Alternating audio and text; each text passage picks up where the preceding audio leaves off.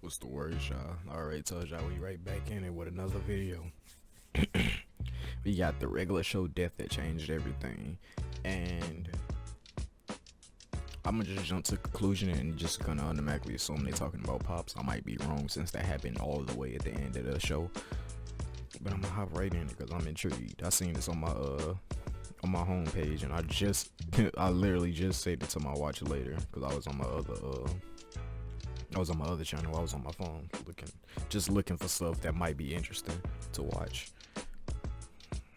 So yeah, let's get right into it. What you're looking at right now is a picture of the core regular show characters that make up the park gang. They're having an awesome time together, but here's the thing. One of them won't make it to the very end.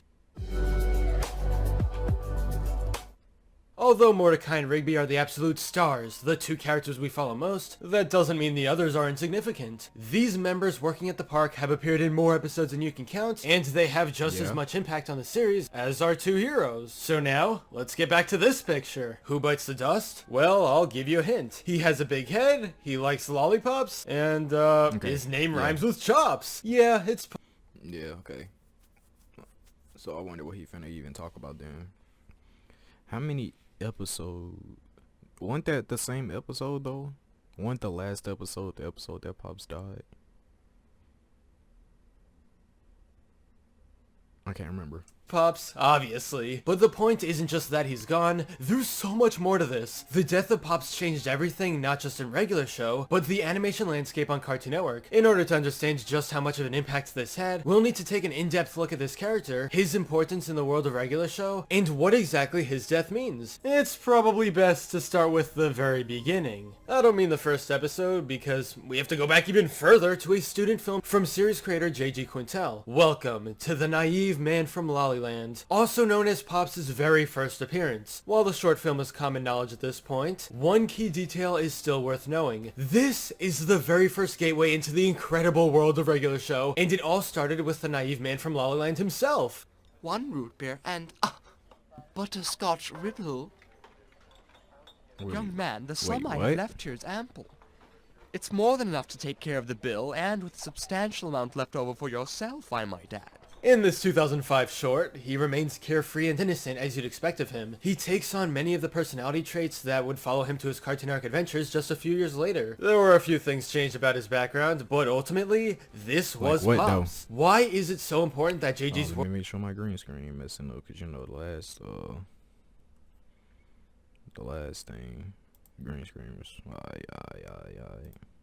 world began with Lollyland's magical man? We'll get back to this soon, don't worry. Let's fast forward a bit to the actual regular show series and the role that Pops played. From the start, you could tell that every single episode was a wild ride. It was pretty much impossible to tell what came next in terms of storylines, and that's what made this anything but regular. At its heart of these wacky stories are the well-written and surprisingly developed characters who move everything forward. Each of them brings something completely new to the table. Mordecai's usually a chill dude, but of course, he's not afraid to call people out when they make him mad. Rigby is his best friend, always willing to go along with escapades and do whatever it takes to have a fun time. Benson is in charge of these two, and while I'm gonna be so real, if I had a friend like Rigby, he would get his ass beat every day, cause most of the time that they got in trouble, it wasn't even Mordecai's fault.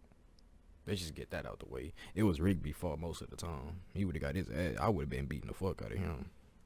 While always yelling, he still has a soft spot for them and is genuinely just a normal guy trying to watch his park succeed. Muscle Man cracks jokes and laughs with High Five Ghost like he's the comic relief. You get the idea. Each and every character in this bunch has their own completely different way of life, but they mix and match with each other pretty well. You can place them in any given situation, and they'd interact in a funny or meaningful way. But after seeing the characters and this nonsensical world come to life, how exactly does Pops contribute? What is the reason for this guy's existence? Well, I think it's the innocence. With Straight regular turned show Super getting Saiyan, chaotic in bruh. just about every episode, it's really hard to take a breather and relax. Pops is the nice guy. No matter how loud or weird things get, he's always willing to help out. It doesn't matter what kind of problem any of the other characters get themselves in, since you can always count on Pops to lighten the mood. He's a great guy. But of course, anyone who's seen most regular show episodes would realize that Pops isn't just any normal dude. Over the course of the final few seasons especially, he began to develop into something more. His personality and innocence stayed consistent, but we learned more about his past and how he's much more magical than anyone would have expected. As a kid, he would look through his telescope to see an exciting pink planet without actually knowing that was his home of Lollyland. It was a hint for things to come, Wow. and all the powers he didn't know he had. In the final season, as the gang goes to space, we learn much more about the secret lore hidden within regular show. Turns out that Pops has a secret evil brother named Anti-Pops, and they are both the entire reason the universe exists at all. Everything is merely here as a battlegrounds between them. But okay, this is getting need to rewatch kinda the last ridiculous, right? I mean, he's supposed to be just a gentlemanly lollipop friend. Well, this began to reveal just how important his role was throughout regular show. Pops is literally the center of the entire universe, so it's safe to say that he's not just a normal supporting character. Now, he plays a role far bigger than how he first appeared, but what happens next? How exactly does he die, and why does it have such an impact? Well, the We already know entire that. series basically culminates into this one big battle for the universe. Pops versus Anti-Pops! He's struggling to remain calm, and rightfully so. He's fighting for all of his friends against an evil force that will never stop until the end of the entire universe. In a regular epic final battle, when it was actually time for the fight to start, Pops would constantly bring up a single argument to his anti-counterpart. It didn't have to end like this. But why did he say that? Why doesn't he want to fight? Because it completely aligns with everything we've learned about him up until this point. In all of his appearances throughout the series, he's happy and cares for his friends more than they know. He doesn't like all the absolute chaos and destruction in the world, which explains why he didn't want to face off against Anti-Pops. If Anti-Pops wins tomorrow, everything will be erased. And I don't care what happens to me, but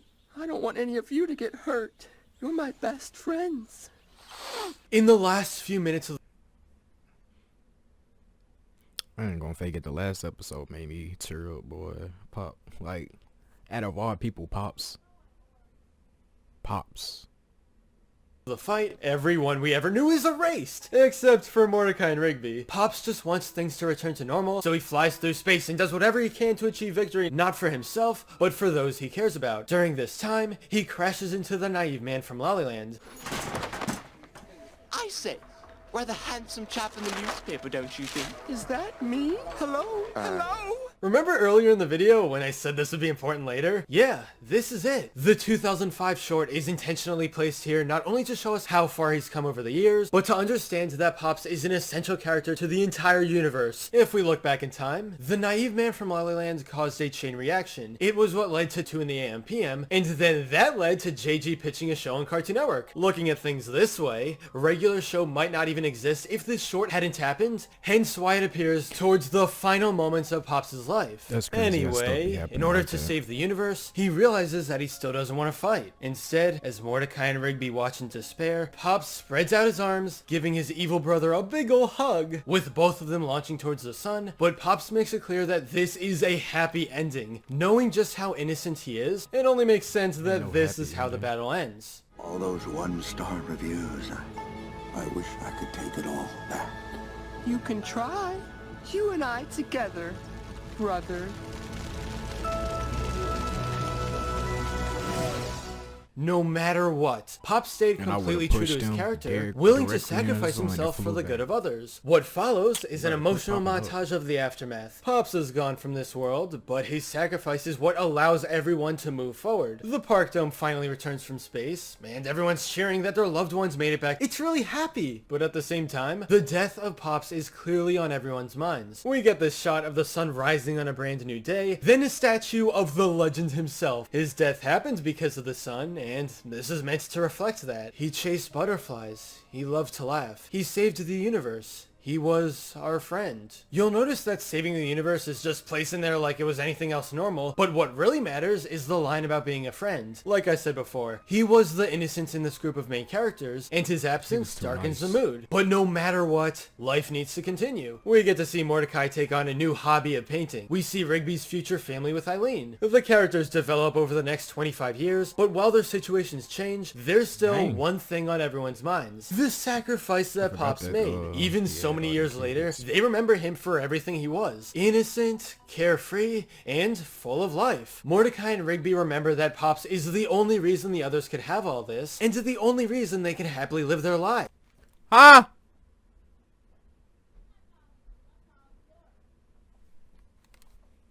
Then, the very final shot of the regular show franchise on TV is in the peacefulness of heaven with butterflies everywhere. We don't actually get to see Pops again, but he says, "Jolly good show." Why is this worth mentioning? Well, think about it. Regular show as we truly know it began with a naive man from Lollyland. Fast forward 12 years later to a regular epic final battle, and the absolute last moment is with our butterfly-loving gentleman. Regular show begins and ends with Pops. In January 2017, there was a live screening of the series finale, featuring a special Q&A session with JG. A review writer who attended had talked about this online. Though Pops tells Mordecai and Rigby that the ending is happy, it's still bittersweet at best. Why did Pops have to die, was my first question during the panel, and Quintel described his sacrifice as a way of symbolizing the sadness and loss that comes with the sort of maturity the rest of the characters have finally attained. Sometime after Rigby's graduation, the regular show gang is still ready to move on. The impetus for the series' real ending. Mordecai and Rigby couldn't keep up their immature behavior forever. They had to grow up at some point in time. The death of Pops helped in recognizing that very idea. Nothing lasts forever. Of course, when we're talking about Pops' sacrifice, we have to realize that this was unprecedented. Regular show is the kind of cartoon.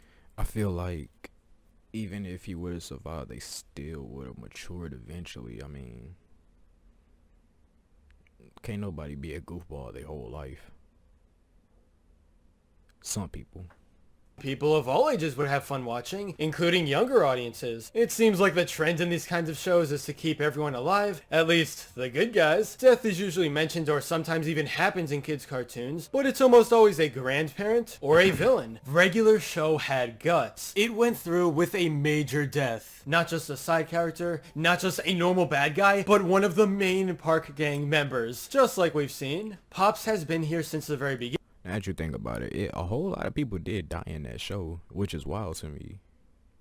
That and Adventure Time. What, did people die in Adventure Time?